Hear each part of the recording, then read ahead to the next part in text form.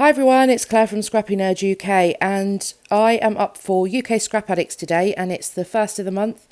So we are starting with a new theme and the theme this month is a mood board, and this mood board you can see on screen has been made from Amy from the UK Scrap Addicts team, and we are all using this mood board this month for our inspiration. So for me, I really struggle using mood boards as inspiration, and sometimes you just need to pick one thing from the mood board that inspires you. And I automatically went to the rainbow that was on the mood board, and I didn't worry about the colours so much. I just headed for something that was rainbow themed, and I knew straight away that I wanted to use the Amy Tangerine Picnic in the Park for this because there's so many rainbow colours in the collection. So I have grabbed this rainbow stripy paper and a piece of white cardstock, and I've just offset that white cardstock on my paper, and I'm going to have a bit of a angular design with this one.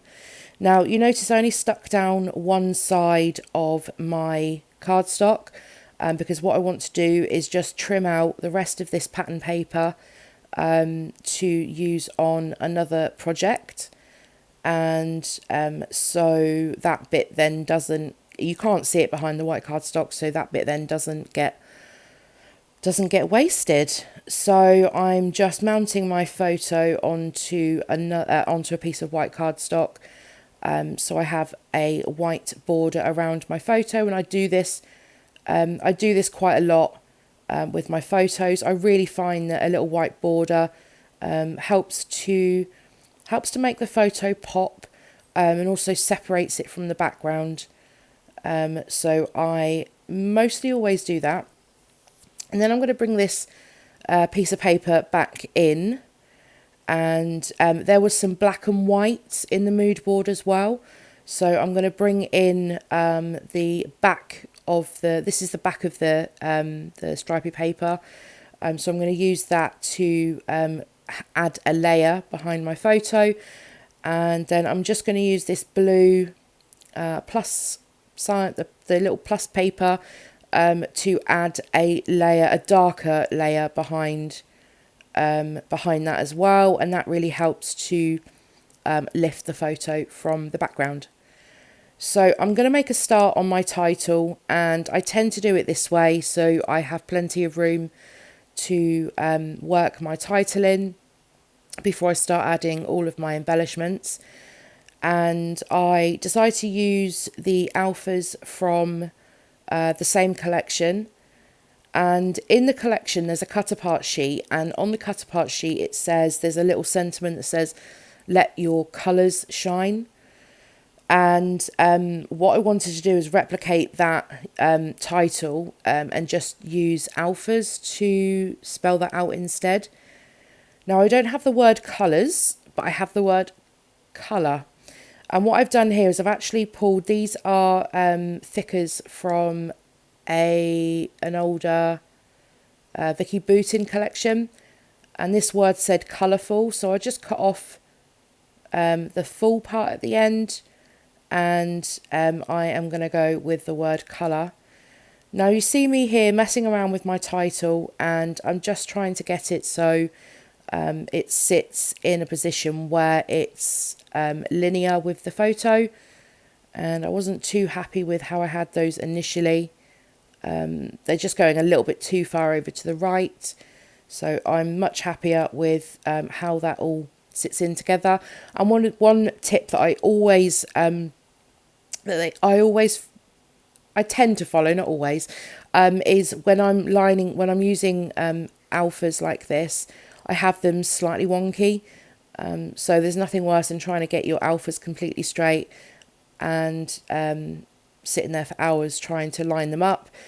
Whereas if they're purposefully wonky, then it doesn't make any difference. And also it really helps with, because I've got the white paper at an angle, Trying to have the alphas straight on this would have looked slightly odd, so I have gone with the wonky alpha effect.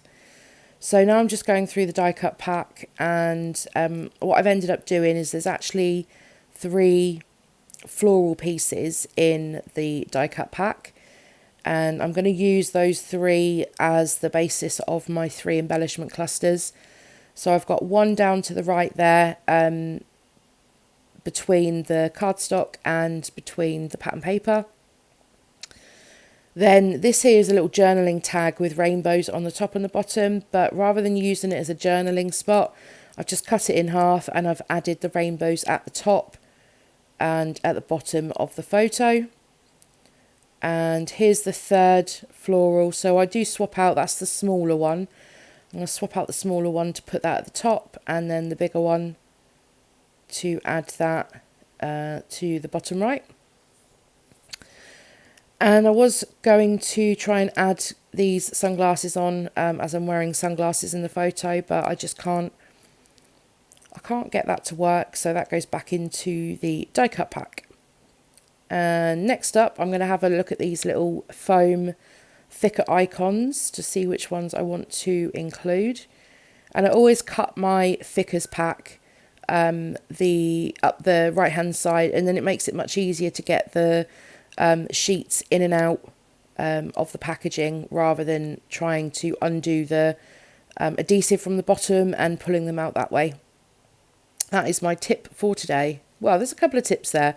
Wonky alphas and cut your thicker packs on the right hand side. So I am now just coming in with these foam icons, which I love. I love the foam pieces that they come up with. The chipboard are an absolute nightmare, but the foam ones are so much better. They stick really well and you don't need any extra adhesive. So I'm just having a look through the rest of the embellishments. Oh, before I do that, I need to get all of my bits and bobs stuck down. So I'm gonna skip through the video on sticking all this down, because you don't need to see that happening. And that's everything stuck. So just back to the sticker sheet, and there are these little flower pieces. So I add one of these flower pieces into each cluster, and I'm paying attention to the colours that I'm using. So where I've got down in that bottom right, I've got that Create Beautiful Things die cut. That's very purple, so I'm trying to move that purple around into the other clusters as well. So I've put the purple flower into one of the other clusters, and then again used a different colour in the bottom right, so I think it was the orange one there. And then I'm now going to add in some puffy stickers. These little cute puffy stickers are great for small little bits and bobs that you can tuck in. So I've used the camera. I tried to use the die cut camera, but it was just so big, so I went without that in the end. But there was a tiny little camera on the puffy stickers, so I used that instead. And just coming in with a couple of little puffy flowers as well, building up my clusters.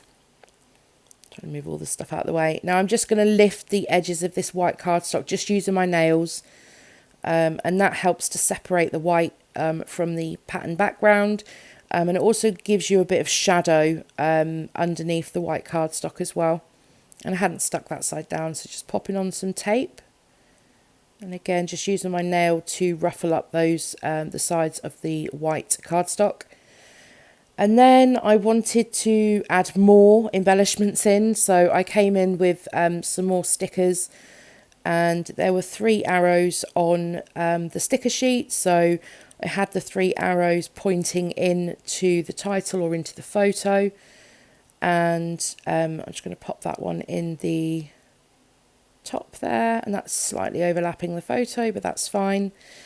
And then there was some black and white on the mood board, so I was going to add in some black splatters, and this is black Indian ink, and I find this is the best for black ink splatters rather than one of the ink mists. So I'm just adding those in into the 3 clusters.